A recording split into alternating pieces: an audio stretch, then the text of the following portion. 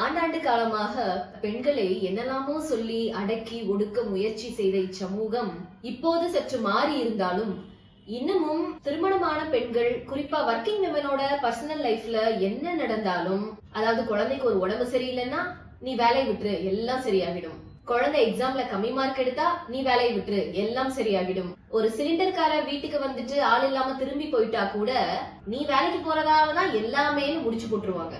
வீட்ல யாருக்கு என்ன ஆனாலும், சம்பந்தமே இல்லாம என்ன நடந்தாலும் எல்லாத்துக்கும் காரணம் அந்த பெண் வேலைக்கு போறதுதான்னு சொல்லி முடிச்சிடுவாங்க. அந்த வேலையும் வருமானமும் தான் தன்னுடைய பலம் என்று எண்ணிக்கொண்டிருக்கும் ஒரு பெண்ணின் பலத்தை முறித்து அவளை பலவீனப்படுத்தி வீட்டில் முடக்கி போடுவது எவ்வளவு பெரிய வன்முறை. அதையே ஏன் நம்ம வீட்டு ஆண்களுக்கு சொல்றது இல்ல? எப்படி உத்தியோகம் புருஷ லட்சணமோ அதே மாதிரி தன் சொந்த கால்ல நின்னு 4 காசு சம்பாதிக்கணும்னு நினைக்கிறது ஒரு பெண்ணுக்கு கிடைக்க வேண்டிய அடிப்படை உரிமை.